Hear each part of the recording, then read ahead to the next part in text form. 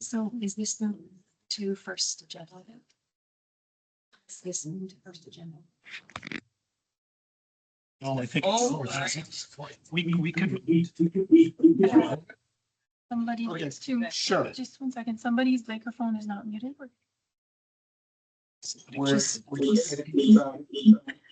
Somebody's mic. No, I'm not on. Oh, that's Me. Okay, no, that's okay.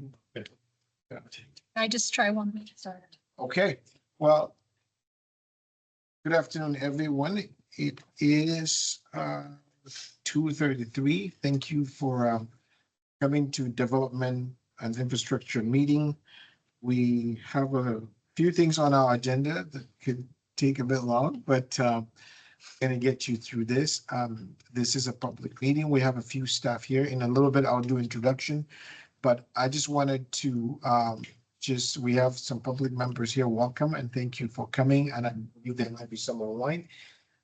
Just wanted to remind everyone that this is it is a public meeting, but it's not a public participation meeting. You can sit down and listen as we listen to our presentations, but there would be no comments from the public. So thank you so much for coming. If you don't mind, we'll go around the table for staff and do introductions so that everybody knows who is in the room. So state your name, your title, and then we'll go from there. So I am Councilor Yusuf Mohammed, and I'm the chair of Development and Infrastructure. Holly Toker, Executive Assistant. Pat Bowen. I'm the Managing Director for Development and Infrastructure Division. John Pop, Director of Development Services. Cindy Pike, good Interim Director of Municipal Works. Taylor Appleton with Municipal Works Engineering. Shane Briggs, Acting Director for Environmental Utilities. Logan Boyd, Manager at the airport. Dionne Walker, Programming Assistant, Communications. Safira LaChapelle, Public Participation Specialist. Colleen Graham, Director of Communications Engagement and Marketing. Eric Fossey, Corporate Communications Specialist. Selena McLean Moore, Director of Economic Development. Dan Ranish, Vice Chair of D&I Committee, City Councilor. Pisces. Carol Pfaff, City Councilor. Thank you, everyone. So is there any addition or changes to agenda? I'm hearing a recommendation to move item 4 to 1 because I believe that we have some interest in it. So for the respect of your time, we wanted to make sure that it's moved up. Are we good with that? Yes. Okay, thank you. Do I actually need to make a motion for that, or we can just move it up? Okay, so we've just done it. We moved that up so that we can get that done. All right, well, we'll go right into it, and I'll pass it on to Managing Director Bohan to introduce our Riverside Corridor Enhancement Project, what we heard report. Thank you. Thank you, Chair Mohammed. I'm really pleased today to have Safira and Dee here to really provide a candid feedback as to what we heard from the engagement with the community, the businesses in the community, the residents of Riverside, and of course the folks that transition and use or go through that part of the city. I'm going to leave most of this to Safira to speak to, but I can tell you that Safira doesn't work for this department. She provides this service through our communications department, and it's a reflection of what we heard. There's no design principles. There's nothing to do with how and what might be coming forward for a recommendation regarding the actual road itself. So this is a reflection of what we heard. And with that, I believe we have a presentation. Safira or Colleen, did you want to make? No, I'm fine. I don't need to make any remarks. Thanks. Sure.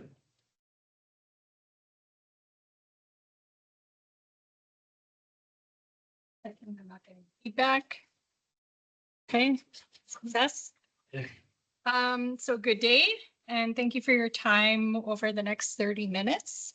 Today, I'll offer a high-level summary of Phase 2 of engagement for the Riverside Corridor Enhancement Project. I'll focus on what we heard for 9 key design elements and summarize with 4 key themes that offer discussion questions. The full report is in your package, It's also been shared on the Shape Your City project page. We've also updated an FAQ on that project page, answering dozens of questions that came up from the public over the engagement period. So we'll aim to have about 15 minutes here for the presentation and then 15 minutes for discussion. So my role as public participation specialist is to support the city's engagement process. I advocate for the public engagement process. I do not advocate for any interest, party, or project outcome. My role in this project is to accurately present what we heard from the community. And this information can be used by you to support decision-making for the final corridor design. So the project combines roadway construction with underground utility renewal. Key goals are improving safety, accessibility, connectivity, infrastructure reliability, and overall user experience. Proposed design elements include, for example, road width changes, enhanced crossings with bulb outs and rapid flashers, a multi-use path, enhanced lighting, and more. Public feedback is one input into decision-making, along with technical requirements, accessibility standards, budgets, policies, and council direction. Phase 1 collected feedback on the initial concept in 2025 with design revisions based on that input. Phase 2 gathered feedback on the revised design just this May and June to determine options for City Council to consider moving forward. And then Phase 3 will refine the design and provide recommendations to Council this fall.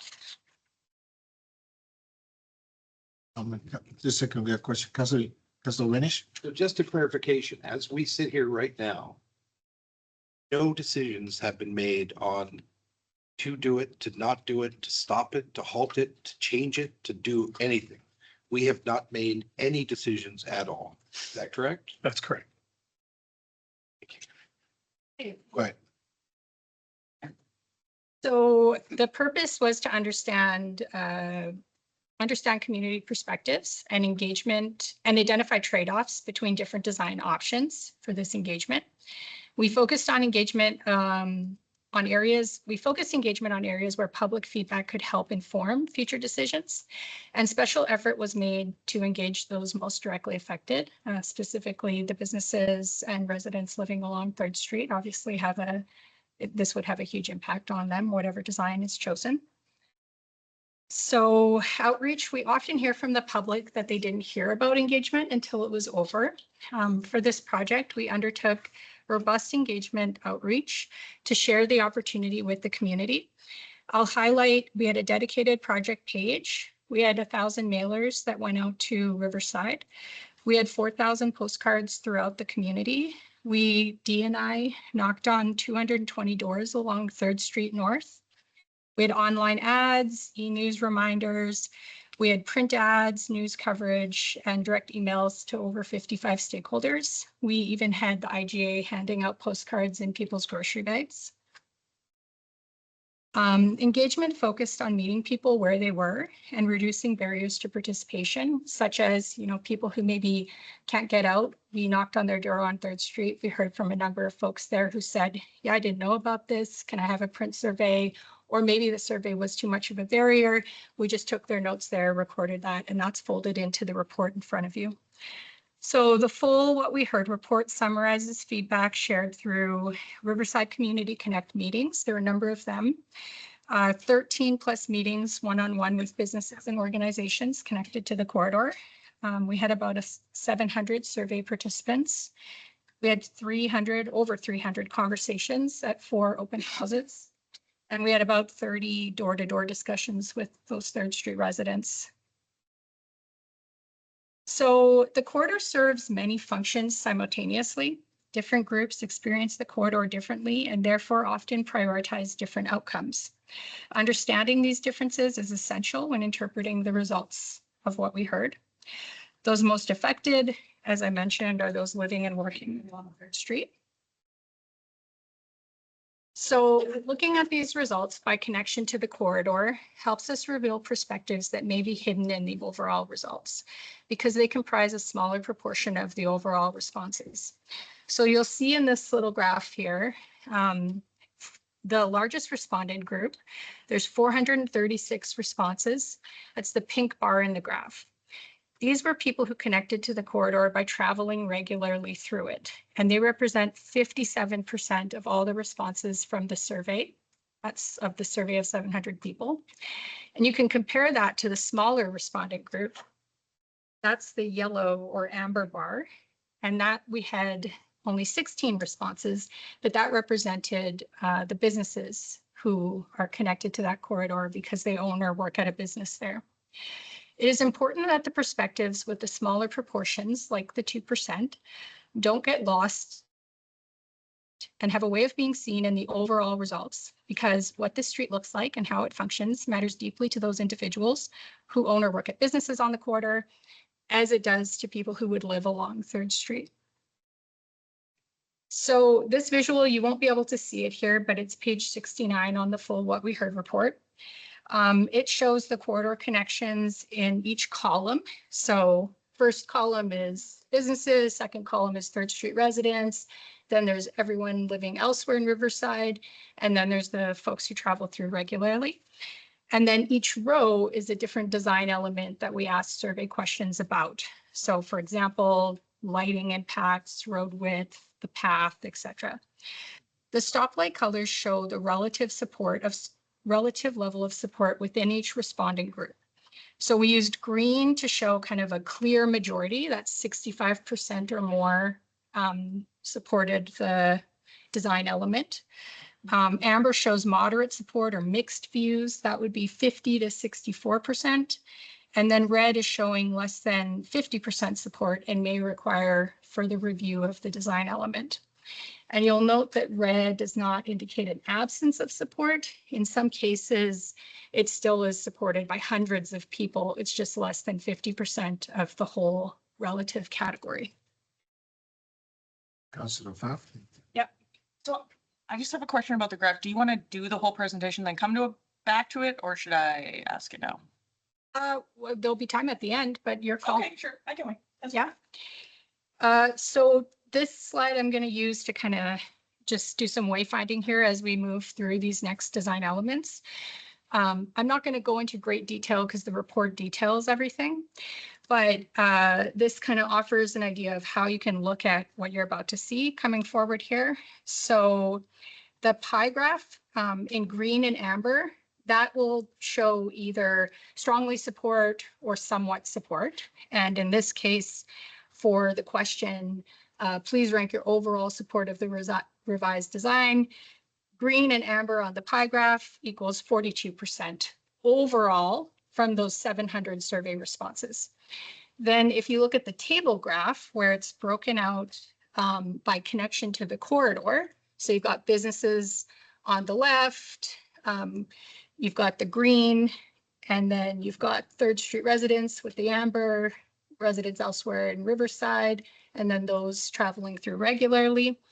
You can see that green and amber for the revised overall design was strongest among businesses and 3rd Street residents, and kind of needs more work for the rest of Riverside and those traveling through. So I'm going to move through the next 8 slides about design elements kind of quickly, and then we'll get to the 4 key themes. So for value and investment, participants were mixed on whether the project represents good value for taxpayers. 39% overall of that 700 were somewhat supportive or strongly agreed. And you can see that in the yellow and amber pie chart. In the table graph, businesses strongly agreed in the overall value of this investment for taxpayers over all other respondent groups. And you can see businesses in the green there. Many supported infrastructure renewal, but differed on how much enhancement beyond basic reconstruction should be included in this project. So on the question whether you believe this project will make Riverside a more attractive place to live, visit, or invest in over the long term, views were mixed. 43% overall believed it would have a positive effect. Respondents most connected to the corridor, businesses, 3rd Street residents, and Riverside residents, moderately believed the project would positively make Riverside a more attractive place to live, visit, or invest in. And this reflects broader differences in opinions about the future role and character of the corridor. So in terms of speed as an issue, participants had different experiences with speeding. 37% overall considered speeding a moderate or major issue. Respondents most connected to the corridor, the businesses and 3rd Street residents, moderately agreed speeding was an issue. Many residents described experiences and problem areas related to speeding. So the question of whether we should lower the speed limit to 40 kilometers an hour. Responses to lowering that were mixed. 40% overall supported reducing the speed limit to 40K. Support for lowering the speed limit was moderate among businesses. In door knocking, the suggestion of 40 kilometers an hour came up more in the commercial area and east towards Finley Bridge, where pedestrian traffic was the highest. Whether speed and pedestrian safety should be a priority issue, we see that participants moderately agreed on this. 58% of all respondents agreed. Across the corridor connections, there was support for making speed and pedestrian safety a priority, with businesses and 3rd Street residents showing the strongest support. And the discussion was often less about whether safety matters and more about what safety improvements should look like. So in terms of road crossing upgrades, crossing upgrades received mixed but generally supportive feedback. Overall, 49% supported the upgrades. Respondents most connected to the corridor, businesses, 3rd Street residents, and Riverside residents strongly and moderately supported the crossing improvements. Participants generally supported enhanced crossing and flashers, while views on smoother bulb outs were more divided. There was particularly strong support for retaining only a limited number of bulb outs in key locations. And the current design that we showed had 7 key crossing locations. So almost done with design elements here. The path function. Most respondents supported the concept of a multi-use path. So that's if you add up the idea of a 3rd Street path or a path on an alternative road like 1st Street. You can see that 62% overall supported that. Across all corridor connections, there was strong or moderate support for the concept of the path. However, no location option achieved majority support within any respondent group. You can see all the red here, and sorry, it is a little hard to read, but more people preferred an alternative route, particularly 1st Street North. Concerns of the path focused on road width, safety, parking, operations, maintenance, and user conflicts. Benefits focused on improving safety through separation from the road, improved connectivity, and a more comfortable space for walking or cycling. Businesses appreciated the destination connection point, and those with different mobility needs appreciated the raised path and snow clearance, citing issues navigating the sidewalk in the winter. So proposed road width. Road width was one of the least supported design options and the most discussed. Overall, 31% supported the proposed width of 11.9 meters. Support for the proposed width was moderate among businesses. Key concerns included feeling it was less safe, congestion, emergency vehicle access, truck movements, winter operations, and parking. So key themes, 4 major themes emerged through this engagement. People have different experiences of the corridor.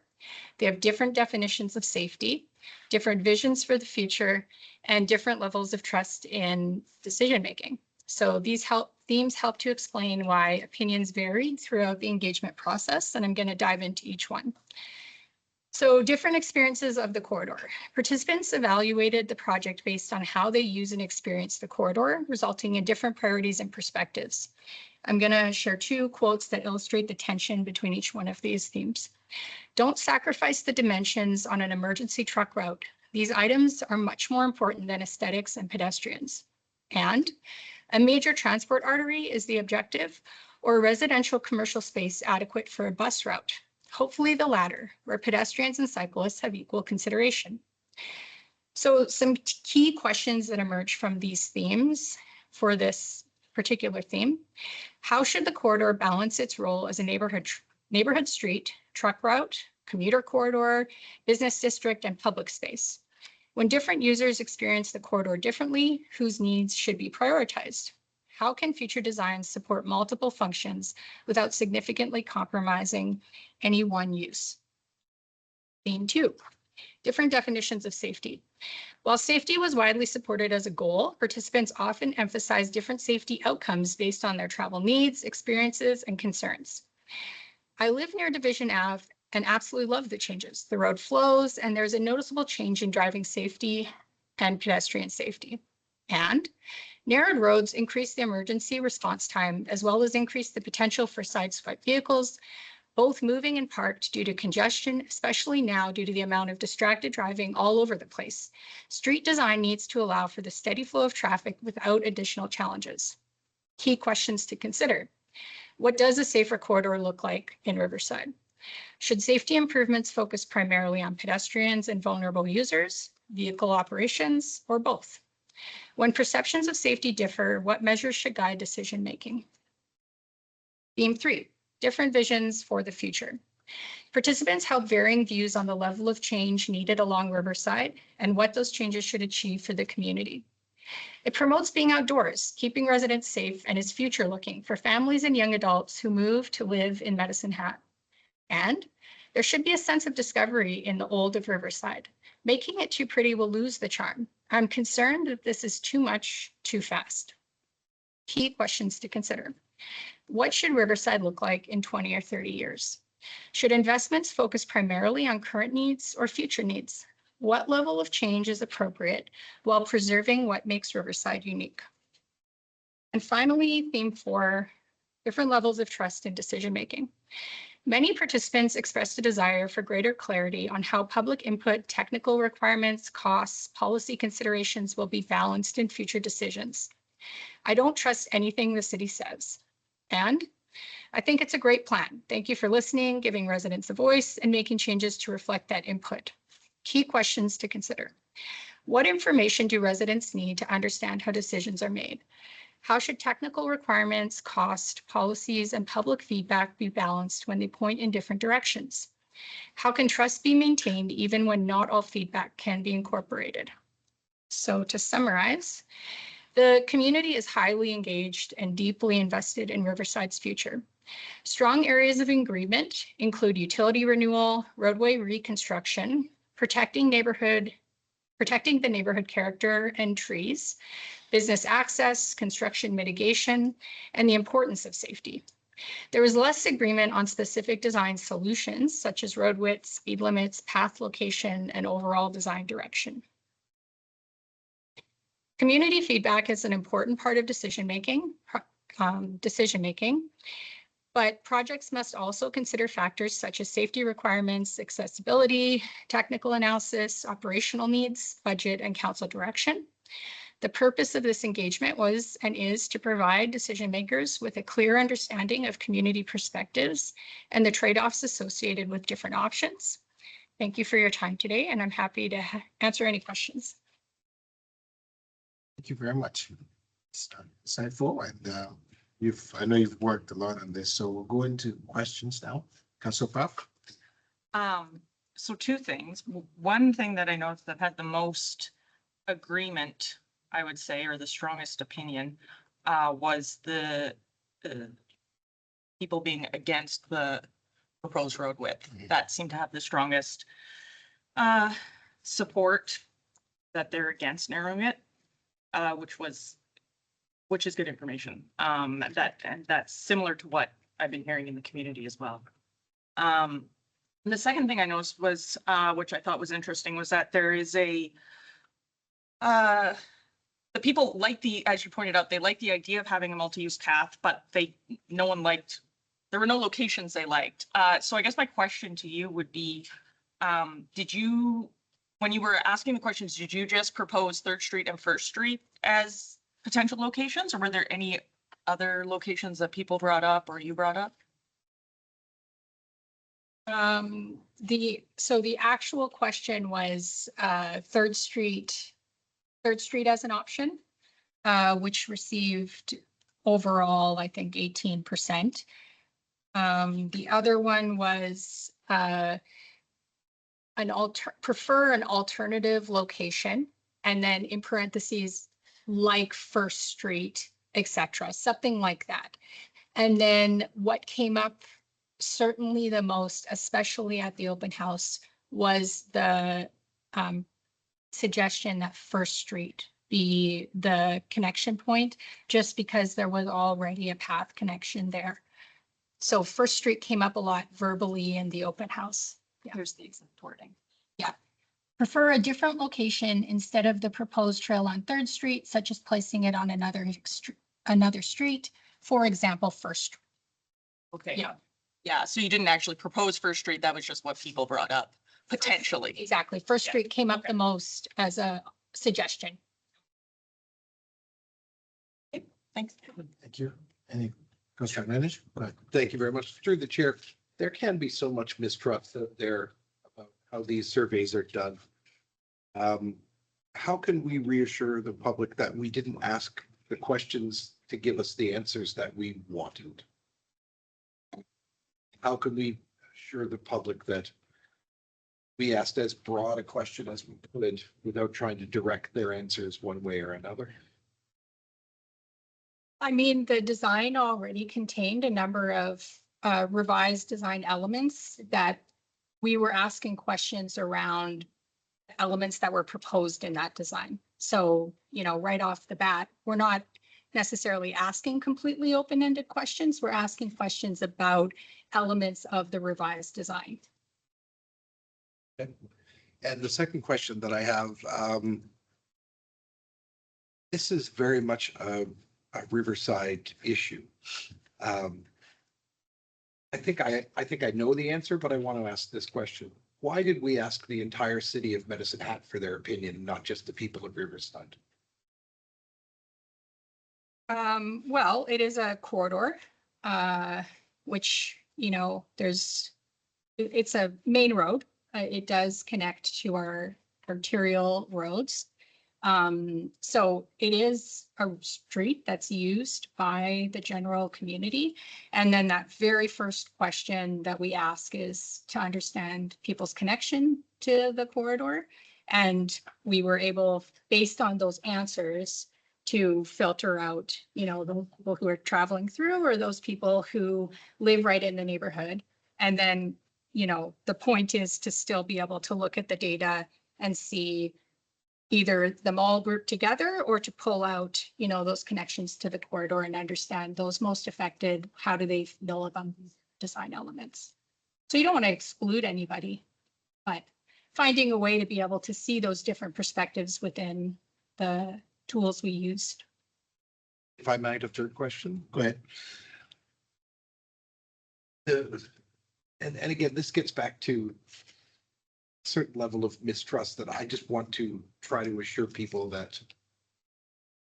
How did you decide which doors to knock on? Was it random? Was it somebody who said they didn't have the ability to fill out a survey online, or were you just knocking? And I know you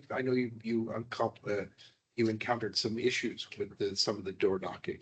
So we thank you for putting up with that. But how was it decided? Was it completely random? No, it wasn't random. The most affected people are the people that live on Third Street. And if it comes time to construction, those folks are right in the thick of things there. There's questions in the survey and things we want to learn about actual impacts that they have, maybe with their sewer hookups and stuff like that. So we knocked on every door on Third Street. And we, if somebody didn't answer, we had a little flyer that reminded them that of their opportunity to do the survey. And the people that volunteered to put their address on the survey and had maybe already done the survey, we could see that. So we didn't knock on their door again, because all we were doing was going around and saying, hey, if you haven't had a chance yet, if you missed getting your mail, if you haven't heard about this, we want to offer you the opportunity to share your feedback through this survey, or we can collect it right now. So we would verify, you know, we're not going to houses that we already know did the survey. But everyone on Third Street, we shared that flyer. Thank you. Yeah. Question? Good. There's a slide there at the beginning that you talked about. So today we're here and this is what we heard report and then what next? I just wanted to. The first slide. Yeah, it's first or second slide where you talk about, I guess the question I'm trying to ask, what, so we've heard this report today.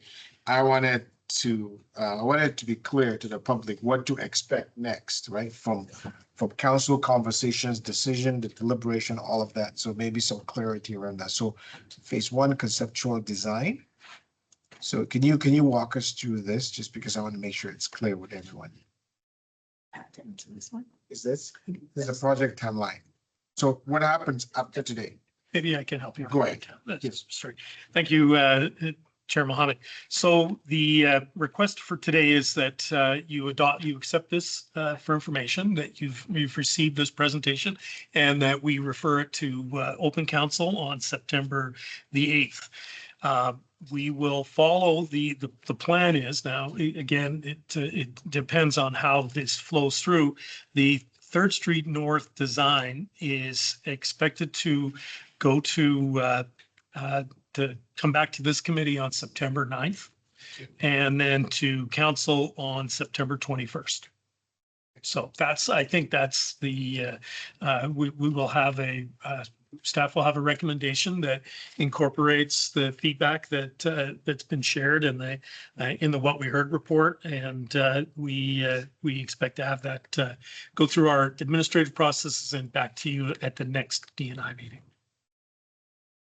So just to clarify then, Yeah. the next council meeting, you will be presenting this report to council. So we will not be voting on whether or not the master plan, which is on pause now, continues. We're just going to be prepared or presented with this. And then after we accept or deny this report, I guess we can't deny it, but whatever. After this report is presented, then you will go back to the design and then make that presentation to us again. We'll be coming back with a recommended design and options for committee and council's consideration. And that's going to happen at the next Development Infrastructure Committee meeting and at Open Council on the 21st of September. Okay. That's the plan. So I'm just gonna provide some initial feedback looking at this report, just because, so that at least you can hear some committee comments, right? Just wanted to make sure. I think definitely maybe when information comes back to us for recommended design, I know that there are some comments around, there's some elements of that must meet engineering, safety and accessibility, all of that. So just trying to make sure that we have clarity. I know you would, but just initial comment, that's something that I like to see, you know, especially, you know, whether some of those things are mandatory, like the 11.9 meter roadway, the traffic lanes, you know, multi-use path, bulb outs, all of those. At some point, I mean, there's a lot of information out there, but just wanted to make sure it's clear what is actually mandatory and what is not, just for council decision. The other comments that I know I would appreciate is maybe if there's some comments from emergency services, so police, like a written comment. So they were consulted, what did they say? So just maybe for council, a bit of briefing in that, just so that we're very clear, because some of the things that we're hearing from community is, buses couldn't access this road, emergency services couldn't.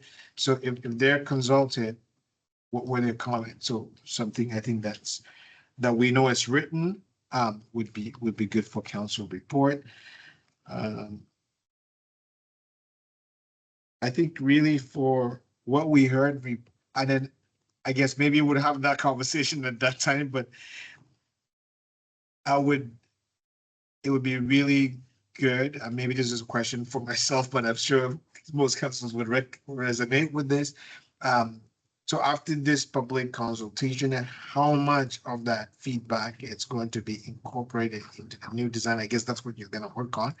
But I think this is something that we're highly interested in especially with our new consultation framework. What has been done is to work together with staff to figure out how do we demonstrate that we have listened to the community and incorporating those feedback. What is negotiable? What is not negotiable? I think just that kind of clarity mentioned there, right? Yeah, thank you for that, Chair Mohammed. A couple of things that I should probably make really clear here. First of all, this public feedback followed the best practices. We followed all the principles that are necessary to secure accurate feedback from the community. So that I can assure you that's taken place. With regard to design elements, I mean, I'm just looking at this chart here. We will be incorporating the feedback and the commentary that were highlighted by what we heard report. So what you heard today will be incorporated in our recommended design. Council will have flexibility in how you determine what you would like for the design to be. I can tell you, I'm happy to say that the one item that received 100% support from all groups, well, I shouldn't say all groups, but the lighting upgrades are going to be in that design. So that's right now. I want to make sure that we conclude our review, that we've got a good idea of how we can address the folks that Safira has mentioned that are closest to the 3rd Street, the folks that live on 3rd Street, the businesses that operate on 3rd Street, but we also want to find a way to incorporate the interests of the entire community. So we're on track for that, and we'll have council will have options to contemplate. Council Frank? So, just so I'm clear, so originally you had a design from 2025, and then you had an updated design, and that was the design that was used during this. Phase 2 engagement. The phase 2 design that was used during this survey. Are you anticipating changes now to the phase 2 design that will be presented to us in September? Yes. Okay. Councilor Reinish? And I know that this process was very long, the allowing people to voice their opinions. Once you make the changes and present that to council, will the citizens of Riverside and the residents of Medicine Hat, will they have an opportunity to voice their thoughts on the next design, or will that just be a council presentation? I think that really rests with council to decide. So I really ship that question back to your colleagues on council. It's really the will of council. You've ultimately got the authority to grant funding, and that's ultimately how the process should unfold. So. Any comments? Yeah, well, thank you for your presentation. Like I said earlier, a lot of work, and I know, it's been, some rewarding comments, some challenging comments, some friendly people, some not so friendly people, and this is the work of public life that we signed up for. And so just send appreciation to your team and all the hard work, and thank you so much. And Colleen. I should specify, this is the team. This is the team. It was these two individuals that put the plan together and executed on all it. There was certainly some help with open houses and things like that, but this was a huge undertaking. So I just want to thank publicly both Safira and Dee for the work they did on this. I should note as well, with your indulgence, this public engagement exercise has really been a clear demonstration of how complex public engagement can be and how challenging it can be to balance all of the competing interests and the competing opinions. It's evidenced in the report that you saw today. There's certainly a lot of perspectives to consider when making a big decision like this. And so we've done our best to put forward all of the information that is going to assist council with making a decision, but it's really difficult to balance all of the varying perspectives.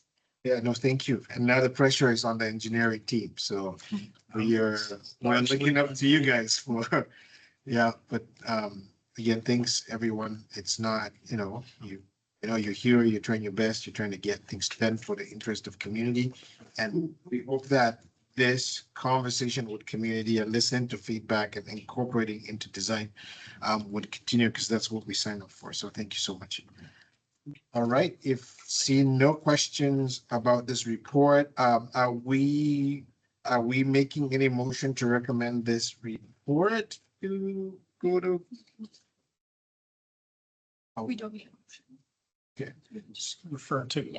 all right, okay, there's no motion. I'm just gonna, we would like to direct this report to go to council. You agree?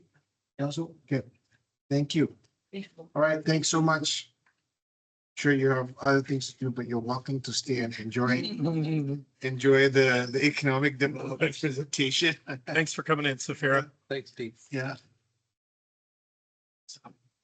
All right, moving along, we're gonna go back to our initial agenda. Managing Director Service Area Updates.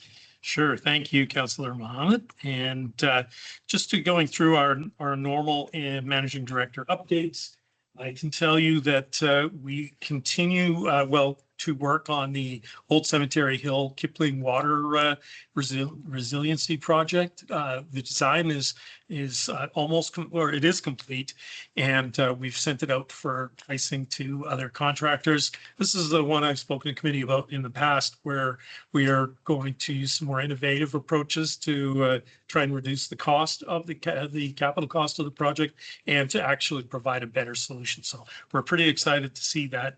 There will be some disruption for folks coming up and down Old Cemetery Road. We're going to try and get as much of that work done before school starts. We are in the middle of doing multiple water main repairs. We're trying to keep, again, the disruption to a minimum. Our sewer main lining project continues. Again, that's another opportunity for us to employ technology to reduce the amount of open cut. It cuts the cost, cuts the public disruption. So we're continuing to do that. Some of the folks out in Sprague Way and Shaw Crescent. Sprague Way Phase 1 has been paved. Phase 2, the bottom lift, which is the second last layer of asphalt, it's done. And Shaw Crescent work started on August 13th, and we should have that done by first part of October 10th. We do have, I know of interest to some councillors, was 16th Street Southwest, the Southwest Industrial area there. Phase 2 of public engagements underway. The online survey opened up on July 16th and will stay open until September 16th, similar to Riverside Corridor. Same sort of interface on Shaper City. We do have an open house scheduled for September 9th. I know there was interest expressed by at least one councillor to be part of that. And I believe we'll be advising the council of that open house. I'll make sure I get a note out. If corporate communications didn't have it planned, I'll get it done for sure. Council Faf? I just have a quick question. Do you know where the open house is going to be? It's at that, you built the old site On 16th. on 16. Yeah, okay. You know where that's, I know exactly where it is. I know the one. How do you notify the public on that? I know you guys probably. I mean, we have a plan to sort of use different platforms to inform, but we have contact information for all. Maybe Eric can touch upon that, I but can speak to it through the chair. Notified residents in affected neighborhoods, Cottonwood primarily. Businesses along have been directly consulted and engaged with, and then just in the light industry as a whole, or light industrial area as a whole, with a plan to still be able to have that broader public input as well. Thank you. On that note, how do we go about kind of recommending that to council agenda, just in case council wants to come? we can bring it up. Actually, from DNI, I'd like to know, because we have so many things thrown at us, but it'd be good to have this in so whether it's communicating with Angela or just to make sure we have it at our rate. And we do the post-committee summary as well to council, so they'll receive it in an email. again, when they schedule and we can say yes or no, at least we know that it's, put it on our calendar so that we actually know that those presentations are taking place and we can go. Yeah. Yeah. Okay. All right. Yep, thank you. The airport master plan is in its third phase, and the target date for completion is early Q2 of 2027. So we're moving that along very well. Happy to say that from our planning department that we're seeing a lot of interest for development, residential development, commercial development. We are seeing more interest. Just like maybe to state here for committee and the public that might be listening, that we have our staff are available for pre-development meetings.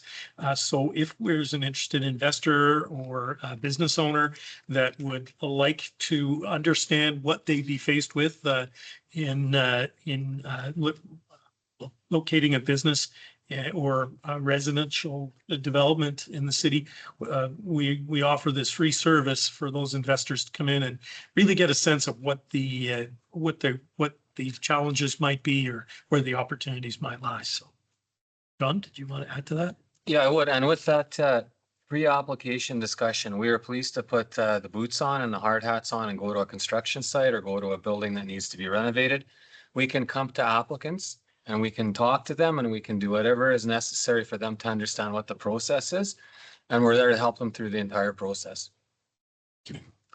Yep, we've been working on this for a number of years. We're looking at not just in our environmental utilities area, looking for new innovative ways to use technology, but John's team's really demonstrated a lot of success in changing how it is we approach the public. This idea of actually going out to a site and having our safety codes officers go and say, hey, just so you're aware, X, Y, Z, ABC, and that really helps investors' confidence when they're considering investments in our community. So big kudos goes to our development team who are looking at different ways to help serve the public and drive economic development. That concludes my MDA update, divisional update. Great, thank you, Councilor. Any question? Great, well, we'll keep moving along. We would go right into item 3, as economic development. Great. Second quarter report. Yes. Thank you, Councilor Mohammed.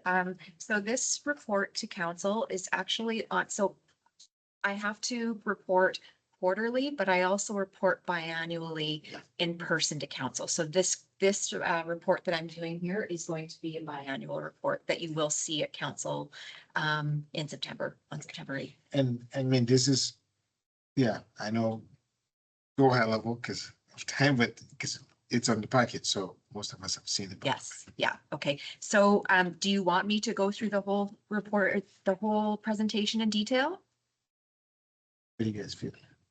How long is it? I can make it however long you want me to. Whatever. The picture of me is not very flattering. Yeah. Okay, well, going through it, we read through your report and I Okay. think some of the information is similar to what we've got from the past. So Yeah. I just wanted to save everybody to type the report. I know. So go, use your discretion. Okay. Go through what you think is relevant, what is new, Okay. because we've seen a lot of this and it's been on the public eye for a while too. Go Okay. ahead. Yeah. We've loved it every time. Yeah. I bet you have. Yes. Okay. So in the report, I include key metrics and updates on our 5 pillars: regional collaboration, business and industry development, workforce development, investment and growth readiness, and investment attraction. And then what we're going to be looking forward to the future. This one I think is nice to be able to highlight. So our key metrics, investment attraction for the first 6 months of the year, we had 92 inquiries. We had 3 proposals that were received, and we've got 8 different investments that we have negotiations underway. For that, that total amount is 5.54 billion, with a total of 270 jobs. We had 96 total unique business engagements with our business community. That was just the Economic Development Department. If we look at major projects, this is one that I just want to highlight because I think there's a lot of opportunity for construction companies, for different companies that might be able to get into the supply chain, value chain of these major projects. We've got right now $4.4 billion major projects on the books that are all confirmed except for the Imperial Oil carbon capture hub. So there's a lot of opportunity. We've got the big ones are the Highway 3 twinning and the DRDC renewal, which is a $750 million project. Question, Councilor Pfaff? Before. Maybe we're gonna move on. I think you're right that these are huge opportunities for local businesses to get in on projects like Highway 3 or the DRDC renewal. How do they go about it, or how is the best way to do that? So typically they will either work with the prime contractor of the actual construction project, or they can actually access certain contract opportunities through federal procurement system, through provincial procurement systems. One of the things that we're planning to do next year is to do some support workshops to businesses to help them be able to navigate through all of these systems. So we're hoping to build the capacity so that they can get in on these opportunities. Perfect. I think that's a great idea as a former construction small business owner. That is a big barrier to small businesses, local businesses getting in on big projects is how do we even tackle this elephant, right? So I think if the city can help with that by putting on the workshops and making sure that the small businesses know about it and are given the opportunity, I think quite a few would jump at the chance to do that. So that's great. Okay, great. Okay, and I just wanted to highlight the funding that we've leveraged over 2025 and 2026. We have the city contributions for some of our work is $208,200, and the partner contributions to leverage that have been $506,171. So we have actually leveraged $298,000 over those 2 years for the work that we've been doing in the department. Okay, regional strategy. We continue to administer the regional strategy, working with the 5 other municipalities and working now closer with development and infrastructure and intermunicipal committee to be able to support the work that's going on between the municipalities. I just wanted to highlight the Defense and Aerospace conference that we attended. We collaborated with Medicine College and Apex and Community Futures on branding. We are now testing this brand with industry and also working with comms. Industry is really wants to be known as the drone city. So we're working with comms to see how we can make this happen. But this is an image of what it looked like at that one conference. So more will be coming on that in the future. Ignite City Center, we just continue to support downtown businesses through many different programs. Business and industry development, we launched our Navigator service in the first portion of the year, where we just are really supporting businesses to navigate through City of Medicine Hat services through to the contacts that they might want to reach within the city, and also to possibly help with navigating through services they might need outside of the city. We work closely with ecosystem partnerships. We work closely with many organizations in the region to be able to provide a place to meet and discuss what we are seeing in the region and what opportunities there might be to support our businesses. Workforce development, we opened up rural renewal on May 4th, and we met all of our targets by May 11th, had to close the intake. So we have received 59 applications, and we are just in the process of processing those. Average wage of those applications was $29.37. So it is a higher wage. We are supporting the higher wage opportunities. We are also supporting companies with understanding how to assess credentials of international talent. There's a lot of different companies that struggle to find talent that they need. And so a way that they can get that talent is through immigration and newcomers. But what the challenge is that some of these newcomers come with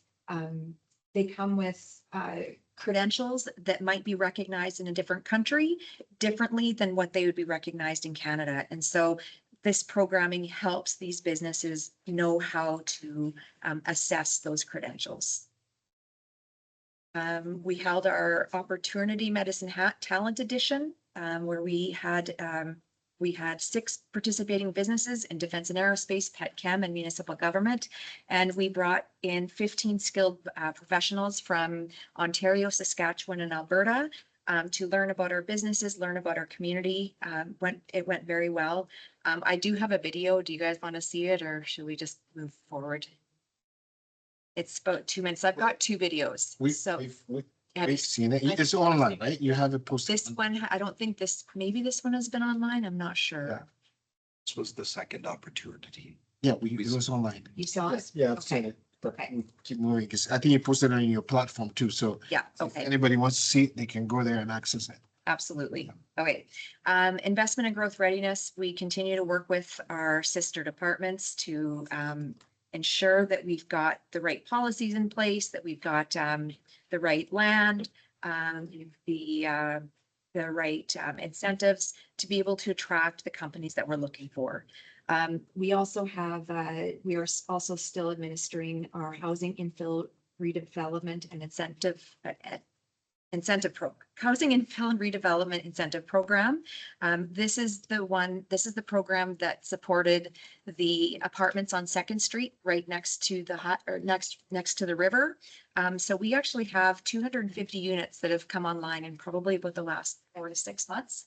So it's gonna make a difference with our vacancy rate. Again, CityBiz data tool, which is supporting businesses and service providers to be able to understand the economic indicators within Southeast Alberta and Medicine Hat. Investment attraction, we've been to quite a few conferences, ICSC, DevSec, Alberta Aerospace and Defense Summit. We've had 25 meaningful B2B meetings at conferences, and we've hosted 3 investor delegations. ICSC, you've all heard about this. It was a partnership between the Chamber, Urban Developers Institute, the Land Department, and Medicine and Economic Development, where we generated together 52 leads. This is Medicine Hat. Everybody's aware of our Stampede event, which went over very well. We're looking at doing it again next year. So Medicine and Economic Development is taking the lead on the planning for next year's event. So that's it. Key deliverables for the second quarter. We're working on a workforce attraction toolkit, regional strategy, agriculture programming, defense and aerospace, regional branding, investment readiness analysis and recommendations, film readiness, non-residential incentive program, and economic development systems integration. That's it.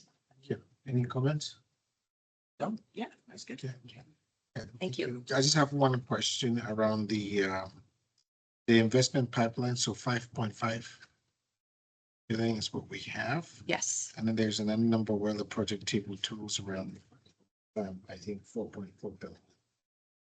So Just explain that. yeah, okay, variance so there. the 4.4 billion are, they are all approved projects, construction projects that are going to be taking place in the region, except for the carbon capture hub. That one is not, that has not reached a final investment decision, but it is a major project that will make a significant difference economically. So I've included it just to show that will, so that, and then the 5.5 billion are projects that we are working with investors on that we can't speak to publicly. Councilor. I do have one quick question. I noticed there was a big marble project for 5 million. on the books already. What is that? That is an expansion, it's in Cypress County. Yeah. But it is still considered an opportunity for Medicine Hat. Right. Excellent. I'll have to ask them about that. That's Yeah. great. Right, thank you. Any? So I have one more. Sure. So of the, when you do the opportunity tour, there were some interviews that happened during that time. Do we know who was hired? Do we know? We are waiting until the fall to do the analysis on the metrics. Okay. Yeah, because we wanted to give the companies time Yeah. to possibly make those job offers. Okay, and I, just so that the public understand, these are talents that we couldn't recruit from the region. Yes. We, and maybe some of the industries I know we're talking to were some of the defense industries and some of those top talents that we are having problem recruiting. Yes, so the companies that participated were companies that were struggling to fill certain positions like aerospace engineers, different chemical engineer. It was a lot of engineers that those some of the positions that they're struggling with. And we also invited our counterparts with people services to be able to showcase some of the opportunities with the City of Medicine Hat. Well, thank you very much for your report. Seeing no questions, I think this is it. Did I miss, do we have an action item somewhere that I missed? Yes, Okay. that right behind my page. That's good. All right, let's go through action item. So thank you, Councillor Mohammed. So the first item is the offsite infrastructure bylaw. We discussed this at the last committee meeting, and we're asking that it's turned out to be much more complex issue to pull this together. We do have a current existing bylaw, so we'd like to move this to Q3 of 2027 to come back for committee and council for consideration of a new bylaw. We are going to continue to work on it. We've actually got engagement with the advisory group, so we want to make sure we go through that process properly. So it's not going to sit idle. We've just got lots of work to do communicating with the affected parties. If we can move that to Q2 2027 or Q3? I believe Q3. So let's see, with your permission, we can move that to Q3 2027. It's good to be. Okay. Sure, I think also is in agreement with that thing. Yeah, go ahead. Good, that's great. Thank you. We'll have to check the council to see if it's an outstanding item or direction from council. So we might have to extend it. So we'll change it here, but then we'll research as to whether it's a council direction that we have to change as well. Okay.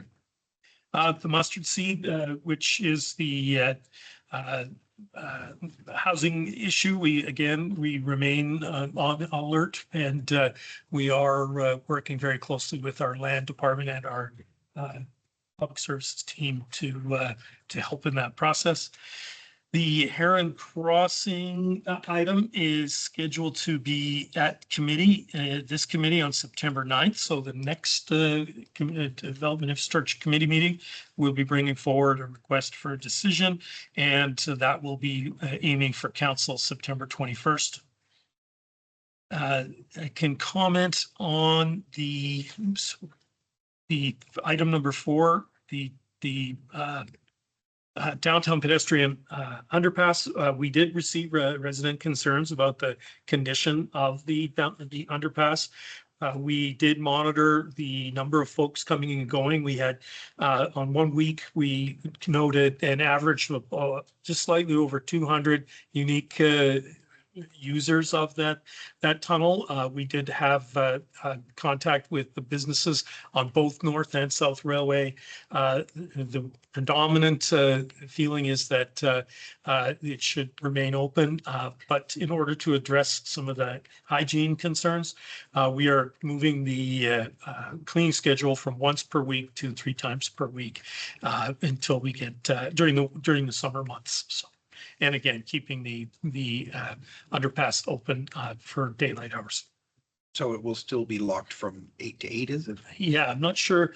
And we change it in the Yeah, we winter. Change it, so I think 6:30 in the evening to again 8 in the morning. Okay. Yeah, so daylight hours is what we try to aim for, so.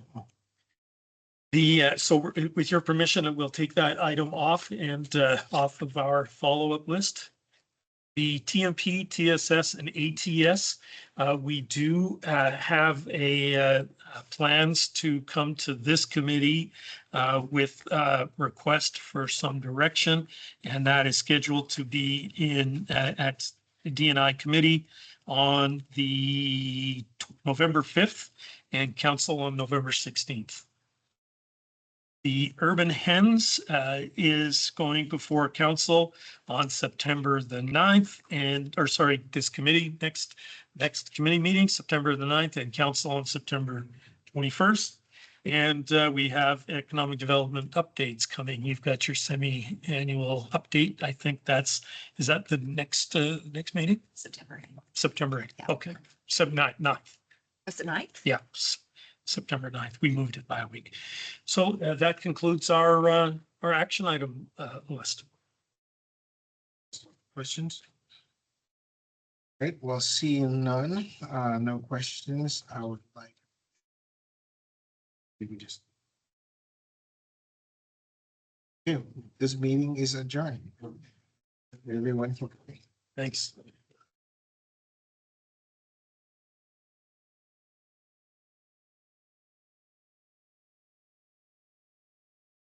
Oh, DNI, September 9th. And then council on September 21st.